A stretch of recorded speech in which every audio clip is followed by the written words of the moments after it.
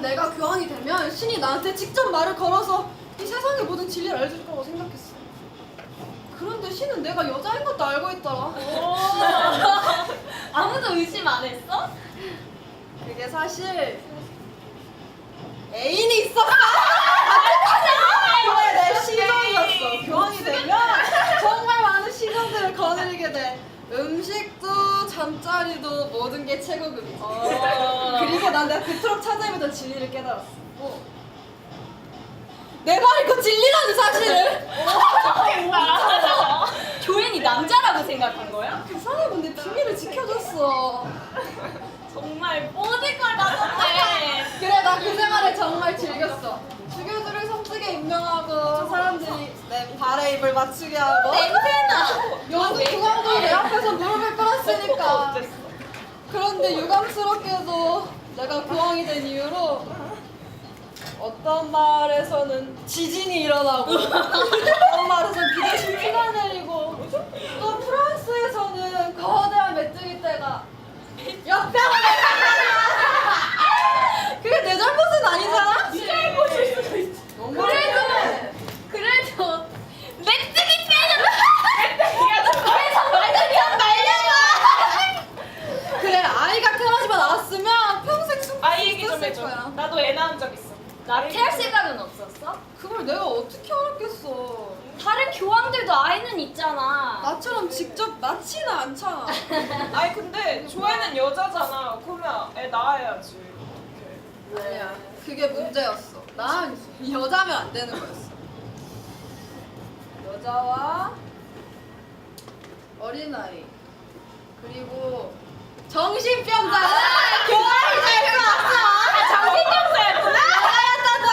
둘 다 어떻게든 없앴어야지. 아니 입양을 보내든가. 하지만 난 내 몸에 무슨 일이 일어나고 있는지도 몰랐어. 그냥 점점 살이 찐다고만 생각을 했지. 많이 쪘다. 그런데 갈수록 먹는 양이 늘고 누워있는 시간이 길어지더라? 나 진짜 아무것도 몰랐어. 12살 이후로 여자랑 대화해본 적도 없다니까? 절로 가? 그러다 내 시종이 알아차렸어. 됐냐? 나도 비슷한 경험이 있어. 태아 몰래 다른 남자의 아이를 가져갔는데 애는 그 사람이 가져가 버렸어. 아무리 딸이라지만 애를 빼앗기는 건 정말 슬픈 일이야. 아 그리고 애는 유산됐다고 말했어. 너도 유산됐다고 하지 그랬어. 하지만 난 이럴 여유가 없었어. 아 그래서 어떻게 했는데? 난 출산일이 다가온 것도 모른 채 망한 놈의 승천일을 기념해서 행진을 하고 있었어. 예복을 입고 목에는 이 십자가까지 맨 채로. 그날 아침부터 배가 살짝 아프긴 했는데 아니 난 뭘 좀 잘못 먹은 줄 알았지.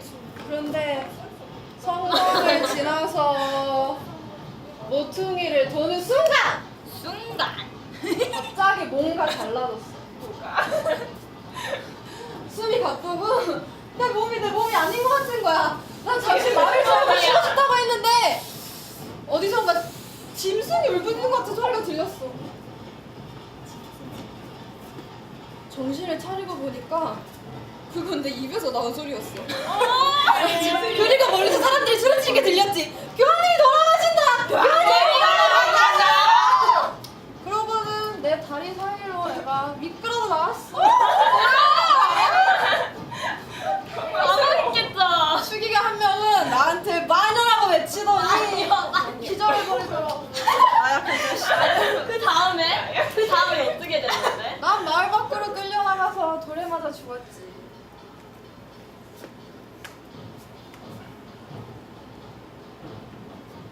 사실 잘 기억은 안 나. 아이도 죽었어? 나도.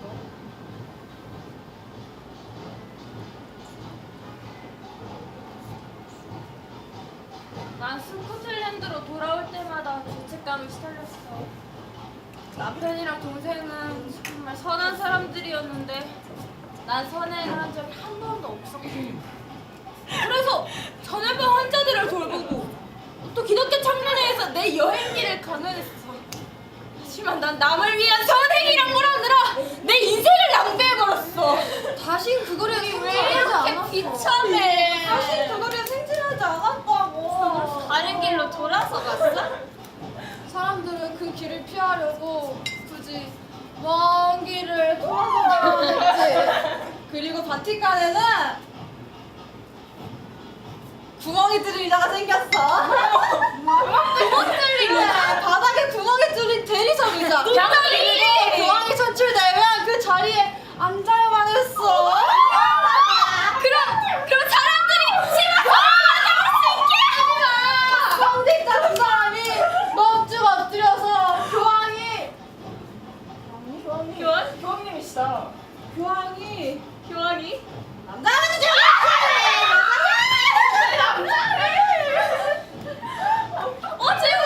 구멍 뚫린 의자 같아. 그럼 시장들을 한 명씩 앉혀볼 수 있겠네. 글쎄다.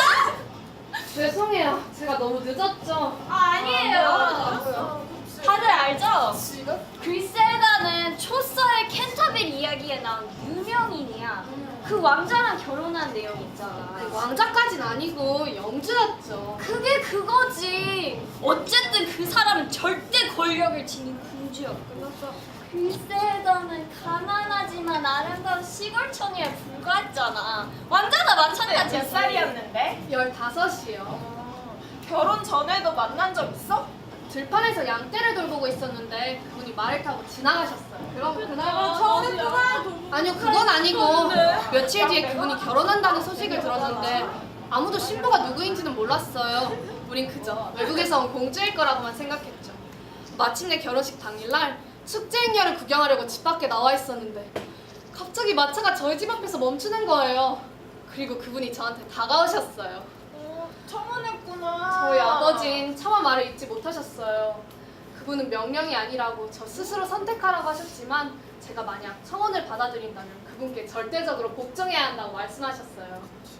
그때 의심했어야지. 하지만 아내는 마땅히 남편에게 복종해야 되잖아요. 전 마땅히 영주님께 복종해야 돼요. 그럼 애초에 그런 말을 왜 해? 난 보잘것없는 시골 청년보다는 영주님께 복종하는 게 낫다고 생각했어요. 그건 그렇지. 난 아무한테도 복종 안 했어. 사람들이 나한테 복종했지. 그럼 남자도 처음에는 정상인으로 보였겠지? 말린, 당신은 그 사람을 너무 싫어해요. 당연히 정상이었고. 아이를 뺏어갔잖아. 그분은 제 사랑을 시험하셨던 거예요. 제가 어떤 상황에서도 그분께 복종하리라는 걸 증명하려고요. 그 사람은 그냥 여자를 싫어하는 거야. 그분은 저를 사랑했어요. 단지 표현이 서툴렀나 보지. 그분도 많이 힘드셨을 거예요. 아이를 뺏었다는 게 무슨 소리야? 아들이었어? 아니요, 첫째는 딸이었고 태어난 지 6주째였어요. 그래서 왜 데려갔냐? 그분 말로는 제가 낮은 계급 출신이라서 사람들이 저를 싫어한다고. 그래서 사람들을 달래기 위해 아이를 죽여야만 한다고 했어요. 뭐? 하지만 그분도 강제로 빼앗고 싶지는 않으니까 저 스스로 아이를 넘겨야만 한다고 했어요. 마지막으로 아이에게 젖을 먹이고 있는데 낯선 남자가 들어와서 아이를 데리고 갔어요.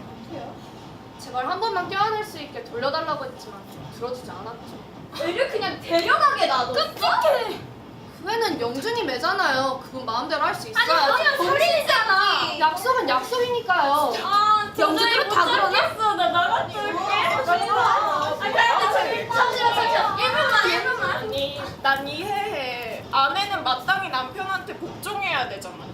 그래도 그 다음엔 사랑받았지. 그럼요. 우린 정말 행복했어요. 그 일에 대해선 아무 얘기도 하지 않았죠. 그게 의미였다는 건 알겠는데 그래도 괴롭지 않았어? 좀 괜찮았어요. 다시 아이도 가졌고? 네, 4년 뒤에 아들을 낳았어요. 아들이면 남편도 기뻐했겠다. 네, 그분도 많이 좋아하셨어요. 전 2년 동안 아이를 길렀어요. 그런데 또 어느 날 사람들이 화가 났다는 거예요.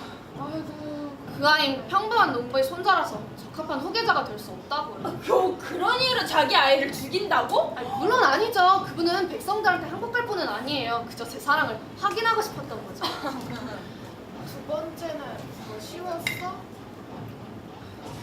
제 감정은 중요하지 않았어요. 그분께 복종하는 건 제 의무였으니까요. 설마 그 다음에도 아이를 가지진 않았겠지? 근데 더 이상 아이를 가지진 않았어요. 하지만 12년 뒤 그분이 저를 다시 시험하셨죠. 와, 이번엔 대체 어떡해? 그분은 저를 집으로 돌려보내셨어요. 저보다 신분이 높은 여자와 결혼해서 후계자를 가질 거라고요. 그래서 전 아버지가 계신 집으로 돌아갔어요. 빈손으로 와서 빈손으로 떠났죠. 전 입고 있던 옷을 전부 두고 가려고 했지만 그분은 자기 체면을 생각해서 속옷은 입도록 허락해 주셨어요. 전 맨발로 집에 걸어갔고 아버지는 울면서 저를 맞아주셨어요. 모두들 저를 위해 눈물을 흘렸지만 우습게도 저 눈물이 나오지 않았죠. 그럴 때 집에 돌아가는 게 나을 수도 있지. 나 동생이 그리워. 근데 전 정말 행복했어요. 그런데 곧 그분이 저를 다시 부르셨어요. 나라면 절대 안 갔어. 하지만 그분이 저를 부르신걸요? 전 그분께 복종해야 돼요. 그분은 저한테 결혼식 준비를 도와달라고 하셨어요. 프랑스 출신의 어린 신부와 결혼해서 후계자를 가질 거라고요.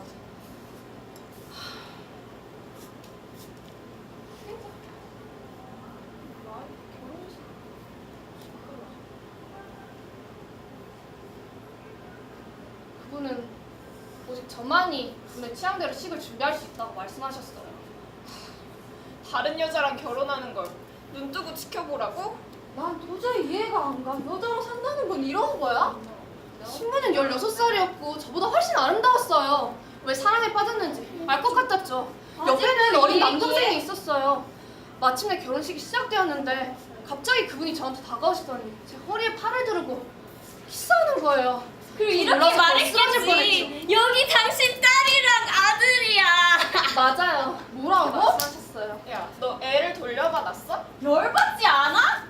어떻게 했는데? 전 기저했다가 깨어났고 수영에서 한참 울었어요. 그리고 아이들을 꼭 안아주었어요. 난리도 아니었어요. 아니 근데 12년이나 지났는데도 애들을 사랑하는 마음이 들었어? 그럼요. 전 제 아이들 사랑했어요. 그럼 남편은? 남편도 용서했어?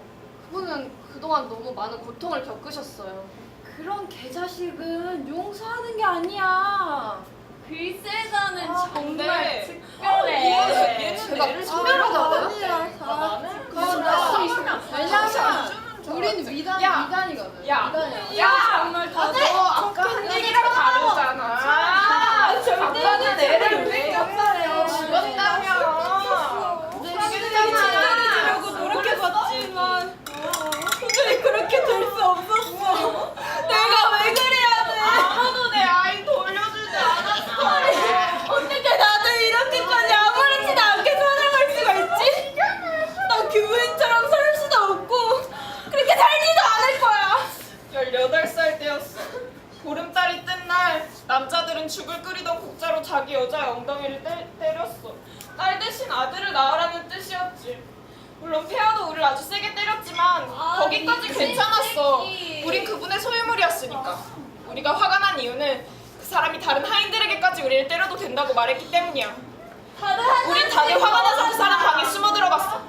그리고 그 사람이 돌아왔을 때 다 같이 달려들어서 그 사람을 때렸어.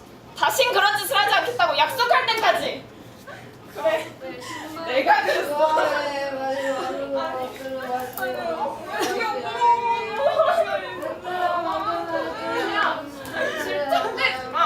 나도 그러니까 나도 그분이 안 그랬다면 훨씬 좋았을 거라고 생각해요. 교황님이시여. 왜 이렇게 잘하더라? 거기 그 붉은 섬에 내가 살던 마을 강물이 흐르고 그 위에 다리가 있고 지붕에도 있었다. 마을에 군대가 쳐들었어. 여기저기가 불에 타고 있었고 지붕 위에도 카메라 악마가 앉아있었다. 난 정말 참을만큼 참았다. 내 첫째 아들 바퀴를 껴 고문당하다 죽었어. 딸이 칼을 찔러 살을 당했고. 난 정말 미칠 것 같았고 더 이상 그 개자식들을 용서할 수 없었다. 아니 저기 그날 아침에 집을 나와서 이웃들을 불러봐. 아니야, 잠깐만. 제일 그럼 잠깐 여기다 두고. 악마들이 기원하는 곳에 가서 그 개자식들을 물리칩시다!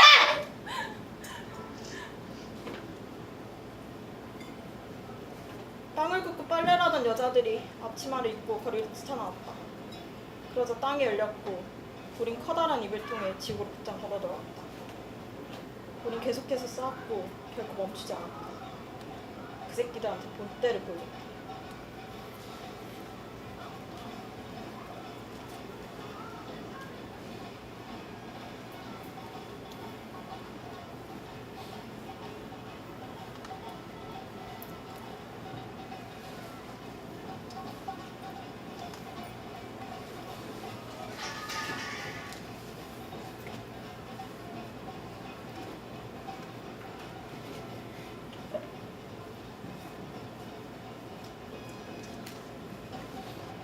죽기 전에 마지막 여행을 하러 모로코에 갔어.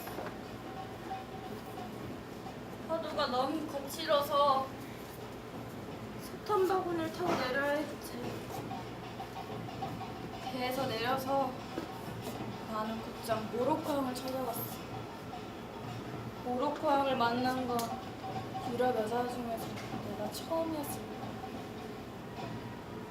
그때 난 70살이었지. 기력을 되찾은 게 일시적이란 건 알고 있었지만 그래도 그땐 정말 행복했어.